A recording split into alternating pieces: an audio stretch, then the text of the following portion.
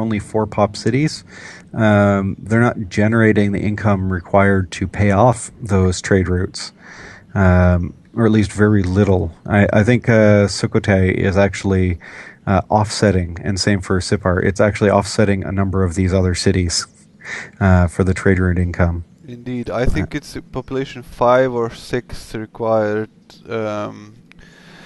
for you not to lose actual income on the trade route. It depends on how long the railroad is. I usually go one more than, like, for a population of 4, I would only have 3 tiles of trade route with a capital that's at about 7 or 8 pop. So, because going too far further than that is just going to start definitely losing you money on that trade route. Yeah, for example, Seville here, 1, 2, 3, 4, 5 tiles connecting Madrid and Seville, when actually those cities could be easily connected by a harbor, for example. Well, yeah, and that's only going to cost you 3. So, given that the change to trade route requires -1 gold per route, and then you're only getting 1.1 gold per citizen in the new city, plus a minor bonus for the amount in your capital, he's actually down quite a few gold on that particular trade route.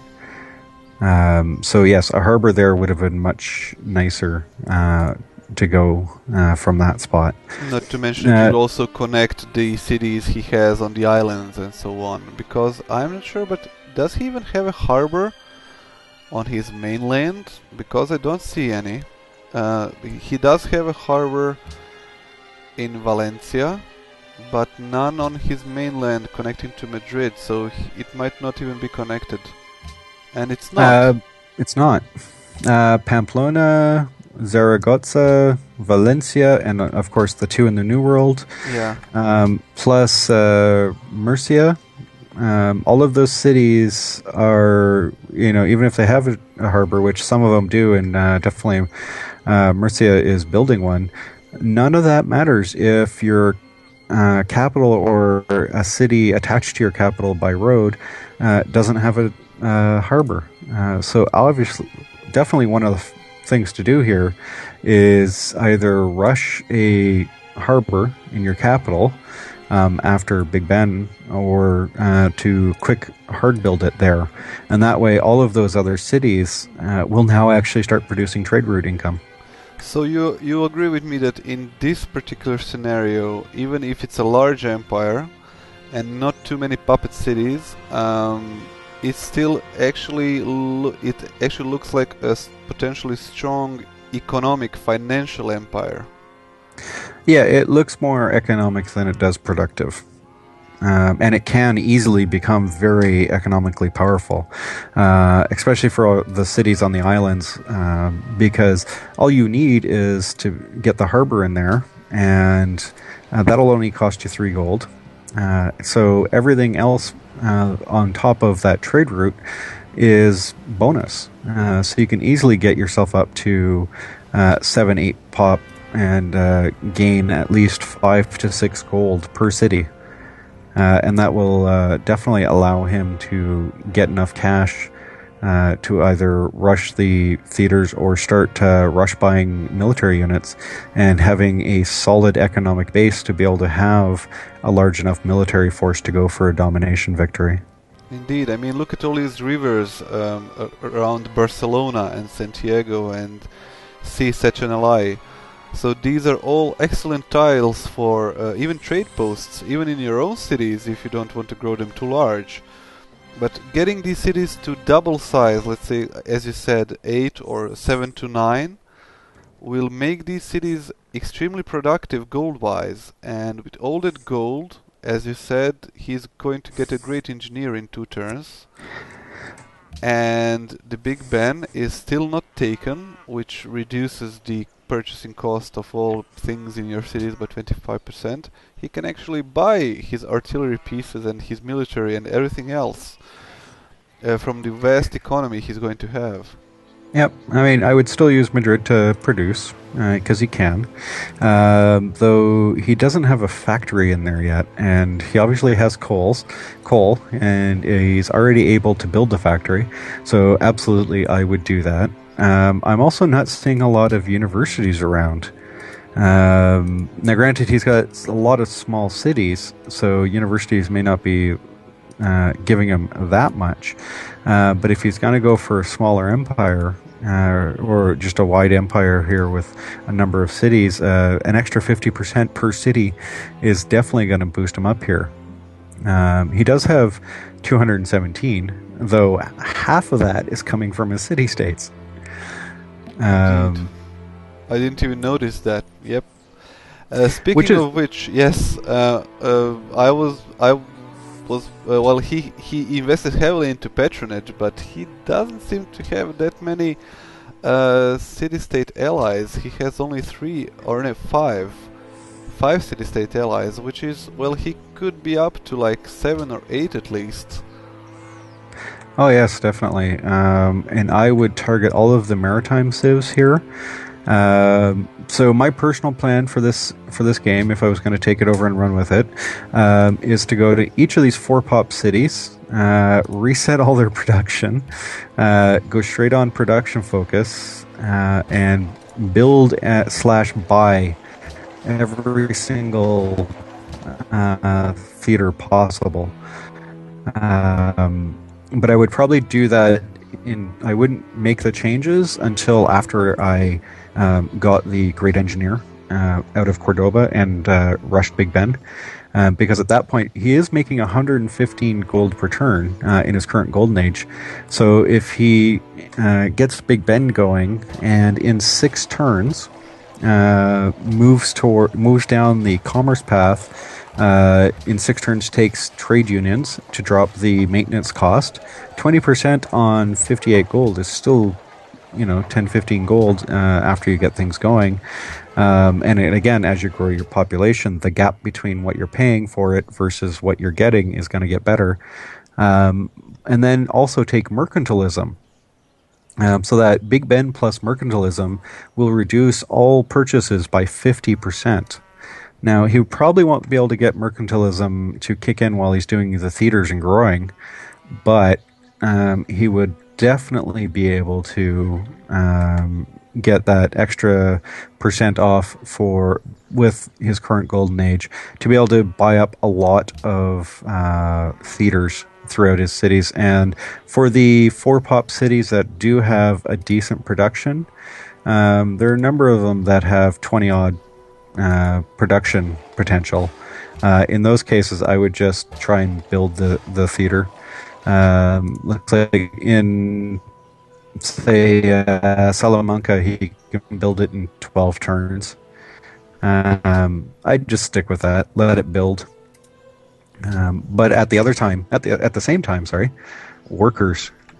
We are missing a lot of workers. It looks like he's only got 1 on the mainland, and he'll need at least 6 to 8 more just to convert this empire over. Indeed, he has 2 at sleep, but he needs a lot of workers. I mean, all these nice grasslands, especially riverside grasslands here, could be trade posted into awesome gold production tiles, and it would probably double, maybe even triple his current income in the golden age. I mean, one of the benefits of having a large empire is the ability to produce a ridiculous amount of money, and that money is then used to supplement for other things that large empires lack, like the ability to produce a lot of culture or social policies. So it's the extra money is mitigating for the defects basically of large empires, buying happiness buildings and things like that.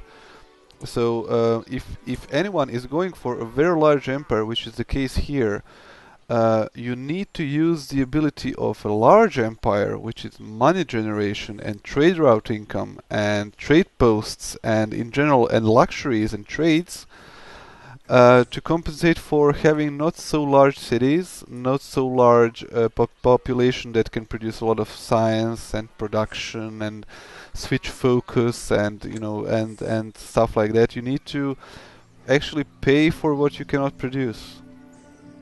Well, exactly. And even right now, I rushed. I rushed to harbor and went to next turn, and my trade route income went up to 88, and that's with only a couple of his cities out there having harbors.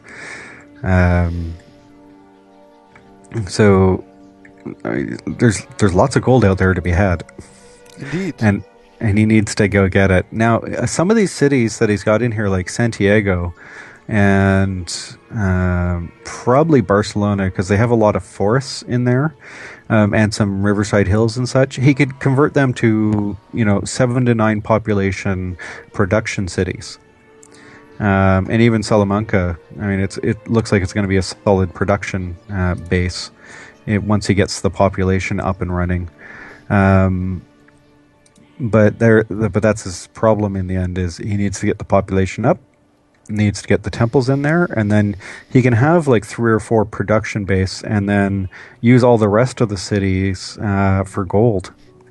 He can probably get away with only 2 production cities, but yes, he does. When you have a large empire, it doesn't mean you have to have all your cities very large, or all your cities super productive, or all your cities with all the buildings in them. It basically works like in its core, it works like a really small empire in a fashion that you have only 1, 2, or 3 production cities, and those cities are taking care of culture, unit generation, and so on. While your other cities are basically just focusing on the resources, which always bring in more yield, and on gold. They are not so interested in growing and having all the super cool buildings like the windmill and so on. They're just there to generate income, to create more culture, to be a strategic point, to create choke points, and in general to contribute to the empire more than their social policy cost is, hampering you in other ways. Yeah, and definitely a small note in Santander, the little island way off in the middle of nowhere. Instead of trying to build the workboat there for the very first one to get the whale, I would just buy the workboat. It's only going to cost you $240, which is really cheap, and it gets you, since he doesn't have whales right now, it gets you 5 happiness, which puts you back positive right away. Well, he could actually wait for the 2 turns to get the great engineer and build the Big Ben first, then buy the boat. Yeah. But yes, that's the whole idea. Investment in financial investments are sometimes not only necessary but needed, because their effect, the effect of having the building or unit right now, is then compounded by the number of turns it's being used. That's the biggest benefit of large empires. For example, if you have a city that will benefit from a hydro plant by getting you 10 hammers, you can, if you rush by it right now, it will shave off, for example, 30 turns of building spaceship parts, and it costs 1,000 gold to buy it. So yes, you might spend those 1,000 gold in some other ways. You could buy, I don't know, 2 units or something like that, or invest into a city-state. But in reality, if you want spaceship parts, it's going to immensely boost your ability to produce those spaceship parts. So it's all about the opportunity cost and about the reason for the investment. Like you said, you just rush bought a harbor for I don't know how much gold it costs. I forgot. It costs 580, but you're going to get that money back in like 10 or 15 turns, and after that it's just pure profit. Well, exactly. Working off, I mean, just looking around, I mean, pure profit. Yeah. There's just so much gold to be had there, and I would focus on it, especially with the Suro Topazzi city.